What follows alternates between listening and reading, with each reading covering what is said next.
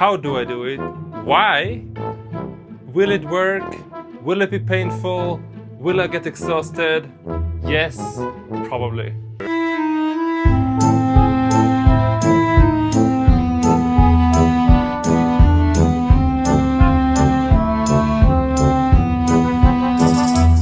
Let's start with the first basics.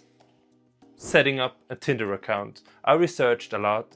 I did like YouTube searches, I talked to people, I made photos of myself and discussed with sometimes women what they thought about it, and you know, had like different embarrassing moments and good moments, and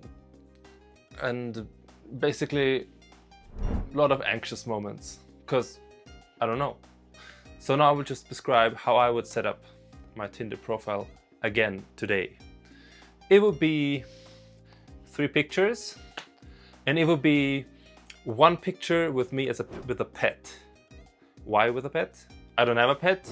Doesn't matter. Find somebody who has a pet, a dog, a cat, and take a picture with them. And it's in one way creepy to take somebody else's pet and then on the first date you talk about it and it's not yours. But in another way it also shows this dude cares a step more. And that's what I did. I had a cat at home, so I took a photo with my cat, and funny, that was the photo that my now girlfriend actually made swipe right because of that photo with the cat.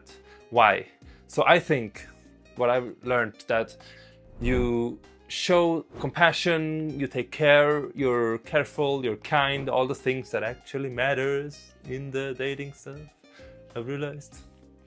Listening, stroking, cuddling, all of that is a big part of it. So I think that's also why a pet, an animal, it also makes you like take a look for maybe I talk to somebody, can I take a photo with your little dog or big dog or cat or maybe other animals?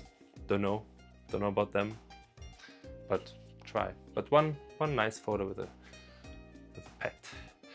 Then 1 photo, calm, kind, smiling. Me. This is now what is a non-creepy way to smile? Maybe whatever. Do that. My idea was to take a person I'm comfortable with. That person takes the photo, talks with me, takes a whole bunch of photos, and the energy I have with that person shows off in the picture. Shows I want to date a person, and I'm showing this side of me that I also want to have back. And a 3rd picture could be me in some action hobby thing. No is to have like a group photo where you can't see which one is you. That's not so smart. And I would say this should be something you really like to do or want to do, or just hang out at the gym. You classic. Maybe it doesn't show group dynamics, because if you are in friend groups, which I wasn't a lot, you also are like less dangerous because you have friends, right? And that could be a goal to aim for that, aim for the friend. But if there are friends, you should be really clearly in the foreground when you are like soccer game, or you're running with a group, or what was I doing? I don't remember really, but I was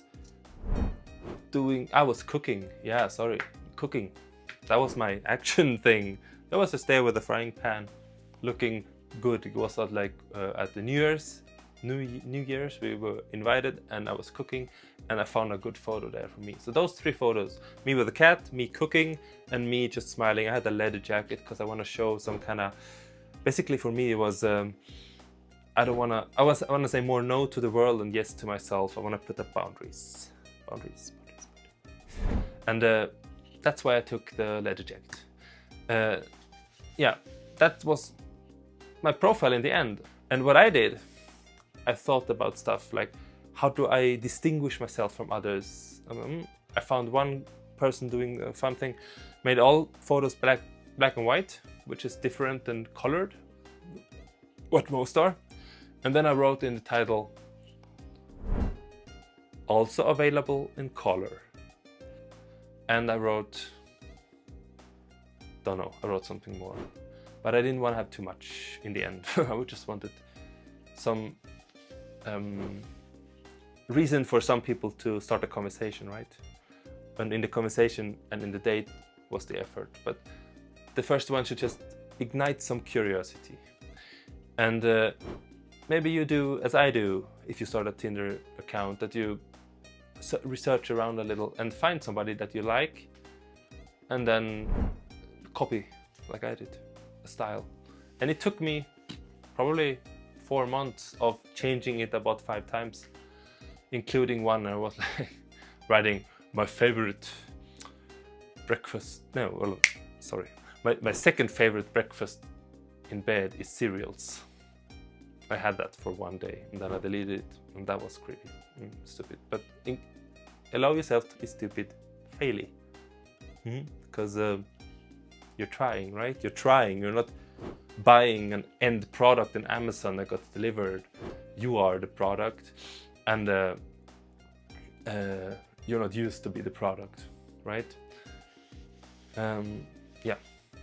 So the next thing I want to talk about is the really annoying, like you're basically putting a half a year effort into Tinder, and then you get a few bad experiences out of it, and then you're empty inside because it's a little bit like a drug. It's a bit like you want something, you pay a lot for it, and it drains you, right?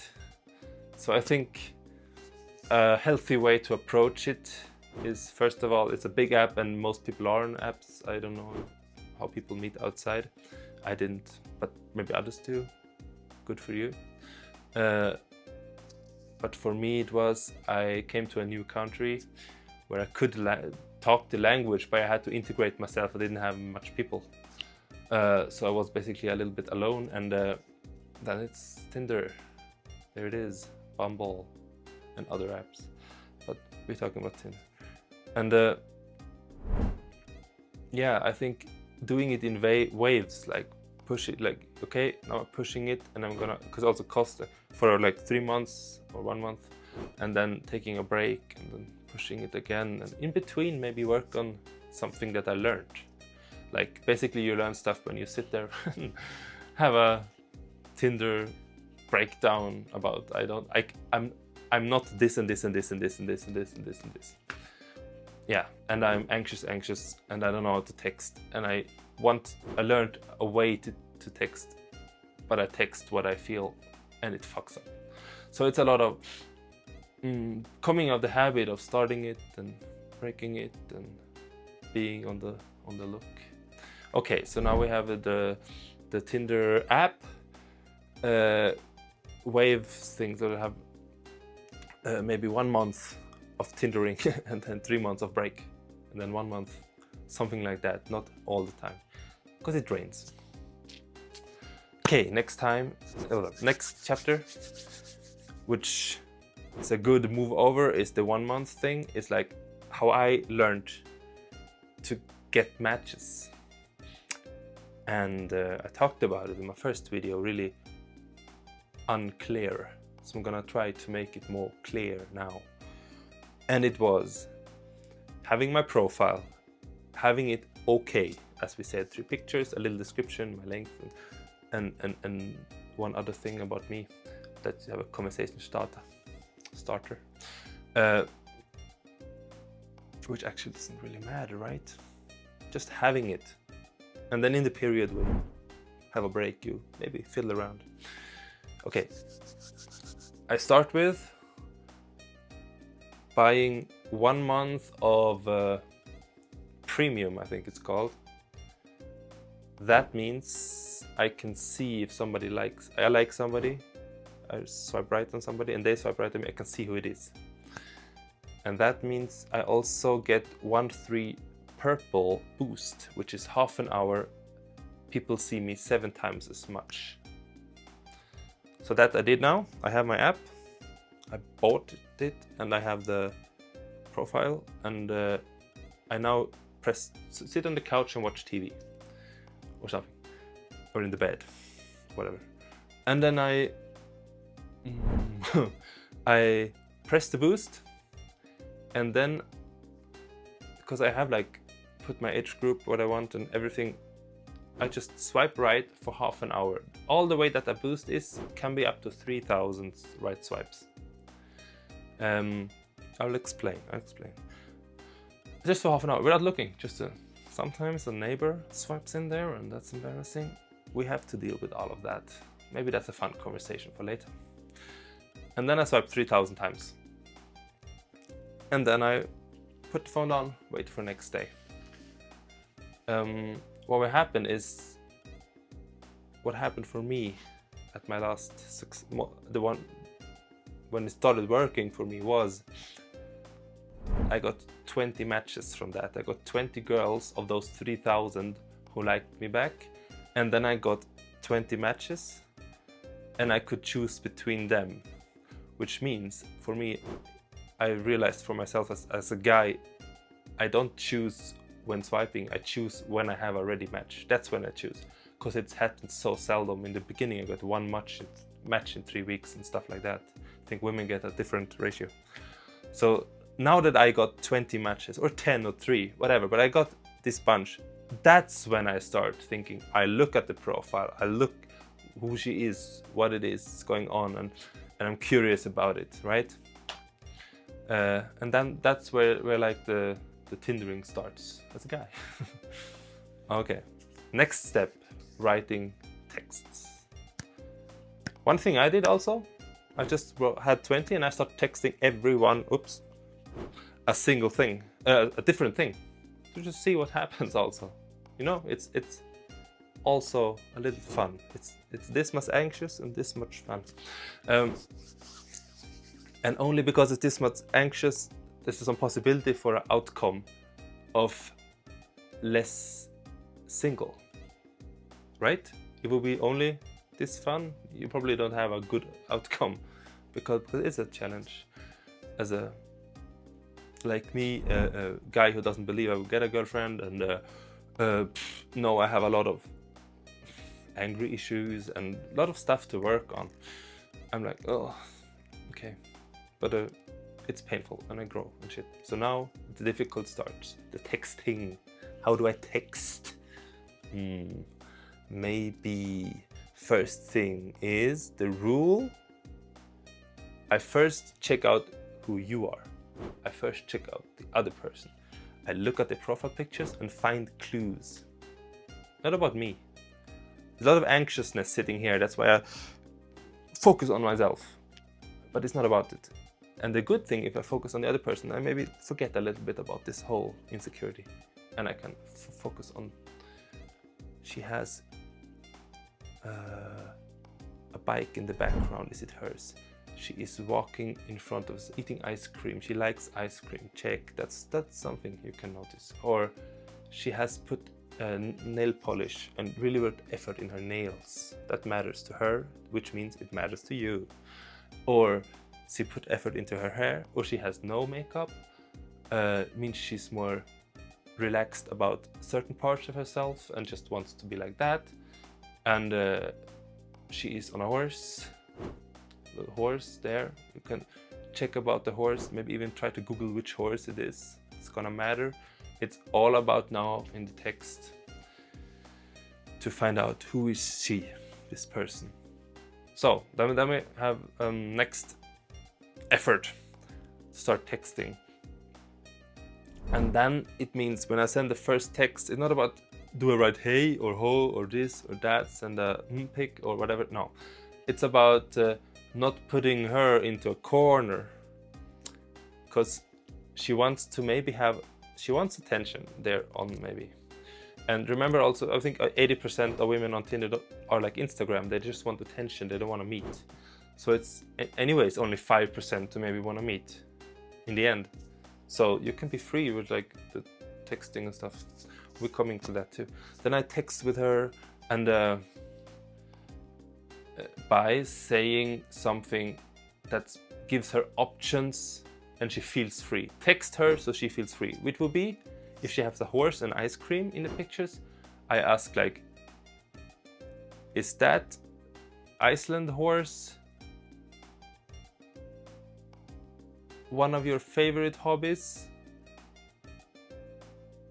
Or is the ice cream one of your favorite hobbies? That would be like, I showed her, I looked at her profile and I care, and I also even found out the horse name and gave her 2 questions. 2 questions means she doesn't have to answer one of them that she doesn't like, and she can answer the other one. That's a way to not put pressure.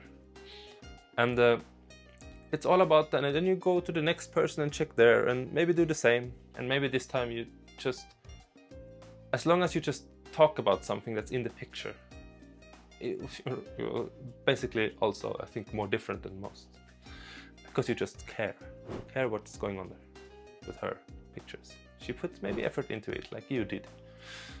That could be the case. It's probably the case.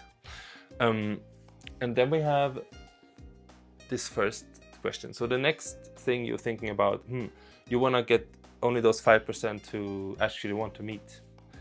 So then you have the rule of 4 texts and then ask for a date. If you find a girl who you just want to text about and you decide, okay, when you're with 4 texts, either you ask out or you decide just to keep on texting to practice and have a fun conversation. Because basically it means if you don't ask out after 4 texts, you are not interested in meeting. That's how easy it works, according to me. So maybe talk about the horse and the ice cream, and then I've used it before. Hey you, I have a deal. What about we go to your favorite ice cream bar and you choose the ice cream for me? Make her feel free. She can ghost it. She can feel curious. Can she choose an ice cream for you? That's a fun game. That's interaction. That's what you want to do. And she can choose the safe place, which means she feels free. She chooses the place. She can choose away from home. She maybe doesn't want to show you her home. She maybe just want to show her a place where she feels comfortable and knows the place. And then also know that the best thing I realized is to have you tell her, that if she says yes to that, you tell her, you know, what about you tell me 3 dates, 3 times that you are available for this date. And she has all the time to just like maybe cancel the date, but she probably is curious now. She wants to choose an ice cream for you, maybe. And you're just chill, and you have also other dates to talk to, and you're trying to, no, you're not chill, you're anxious. And this one is the cutest girl so far, this day, week, and maybe months. Yeah, and then maybe you want to meet her. That's how it feels the first months. And then the more you get experience, the more you're like relaxed and like, yeah, maybe this works out, but not the first months. That's where you have to go through. And then now we're in the situation where she sends you 3 dates and you realize one of them, luckily, that's why you do 3. So maybe you have maybe one of them. And if you don't have, if you can't do any of those 3, you ask for 3 more. You give her the option, which means you can close it then by, oh, this one, yes, I'll do that. But sorry, you know, that evening I only have from 7 p.m. to 9 p.m. because I have to get up early next day. Set a 2-hour time limit, and if she doesn't give you the suggestion, you tell her like, so, okay, let's meet up for an ice cream and just take a little walk, right? And then I have to go home at 9. That gives the possibility to learn to know each other. And the funny part is, the whole dating starts when you meet up at that ice cream and have this 2-hour walk and look and feel and smell and hug and maybe, you know, get to know each other. That's where a normal dating situation, when you're in a friend group and you start looking at each other and start dating, you see each other from the first thing, but you still want to know if this is any tension or anything could work here. So then you have made a good plan, hopefully, or not, but this this was how I did it. And then, but she asked for the 2 hours, and that was a really smart thing. And then you meet up, and with the whole Tinder thing now, if you're lucky enough, you meet up, you go there, fix yourself. You're anxious, you're afraid, your stuff. She's also, and that's the little thrill about it. It shall not be comfortable dating. That's not the goal. You can do all the comfortable shit yourself at home as single. This is a challenge, and don't worry, relationship is way more challenging. So this is just the start. But it's sometimes a goal for some people to have, or it's a goal not to have the singlehood, or not to have painful other questions from grandparents, and like it's right. It's you choose between grown-up stuff and grown-up stuff, and it's not children stuff. It's difficult. And if you don't want, you can just jump between single dates and one night and whatever, and you can do that too if that's your goal. If you're in that phase of life. Shit. But mostly the difficult things have a good outcome for you in the end. So the difficult thing, it's the meetup now. The meetup, you are a little bit earlier, you're waiting at the place. I think that's a good thing. You go there and you're a bit earlier also to get to know the place, and you do not know it, and you want to find it, and you have a little time buffer, and you rather wait there a little longer than being too late, because why be too late on the first date, right? Right? So you're waiting there, and she shows up, and what I learned from my girlfriend was the hug is really important. It's a communication device that says, it doesn't matter what you talk about, eh? It's about the hug. Makes a lot. And I learned, I was hugging like this, introvert, scared, not want to touch people, like this before. And my mom taught me to really just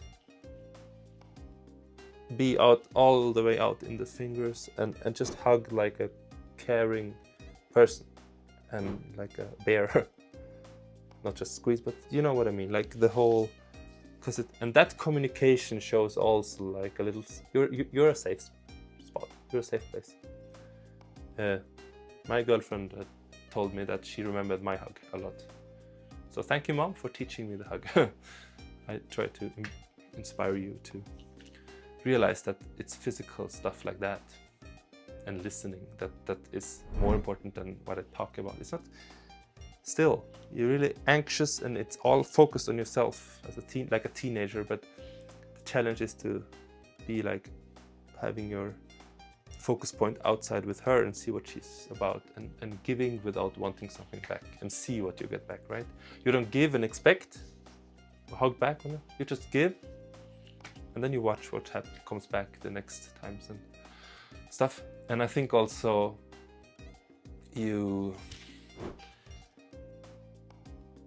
she needs to warm up to you always between the dates, like having a first date and then warm, and then this and this, and then she will open up when she knows it's safe, because it's dangerous for women. So now you have basically done the hug, and then she maybe chooses the ice cream that you don't like, which happened to me, and then you maybe spill ice cream on your shirt, and then you have something to talk about, right? Which happened to me. And then my rule for that walk is 80-20. I talk 20%, she talks 80%. That would be a good like measurement to boost your listening skills, basically. Maybe it's not 80-20, but if I try to find questions about her, get her conversation going, be interested else in mimics and everything, and try to just listen, and also try to remember like pinpoints of what she's saying. So if she asks back half a year later or something, you have a little still like, oh, this is what she's talking about. Like, just you have to remember just 3 things about the whole conversation at least, if you're bad at remember stuff. But if what happens to you, like happened to me, was she said, oh, I talked way more than I wanted to tell you, that's a good sign.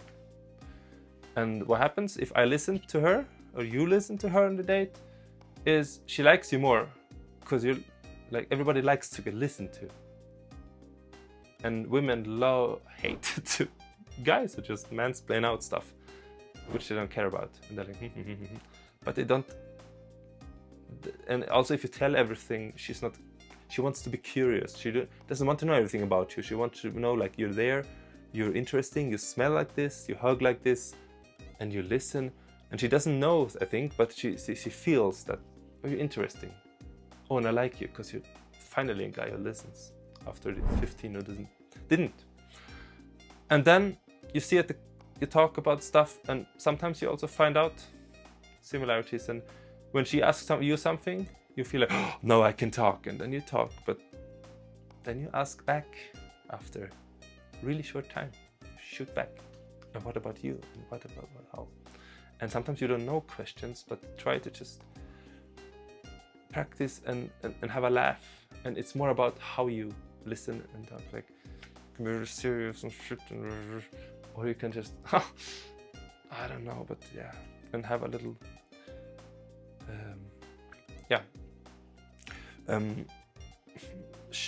give your ear, give your energy a little. Think about her and ask her about her clothing. In the end, if you're a guy, visual, ask what you see. Ask what do you think about that house? What do you think about this house? What do you think about music? Like some basic stuff. Music, TV, is sometimes a good one, or yeah. And then you finish the whole walk, 2 hours, and you both know you have to leave now early. So it's enough to just hug.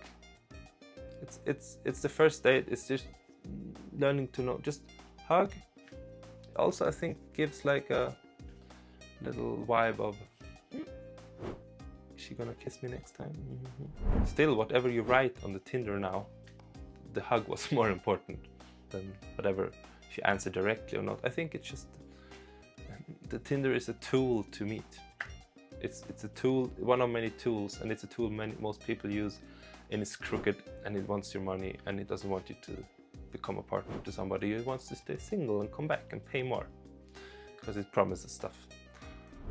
And it makes you also, I think the app also makes you think there's always something better, and you never want to buy into somebody really, and you want to move on, and that's another level. But the whole Tinder experience was this. I think this is as a guy, like, as a summon up, if you're followed all this time now, this was my successful date, the only one out of 20 or something. So that's what you can aim for, and that's some things now that I shared. And I just wanted to give you that little story, whoever you are. Hello. Whatever time you have now, is it morning, lunch, evening, maybe you can't sleep and it's night. Hope you're having a good time. And good times you mostly get after anxiety, pain, push yourself, failures, embarrassments, like all this dating stuff gives like a good time in the end. Who knows? Maybe you'll push through it. I tried, and it kind of made my life richer. Not easier, but richer, right? And more beautiful. So have a really good time right now.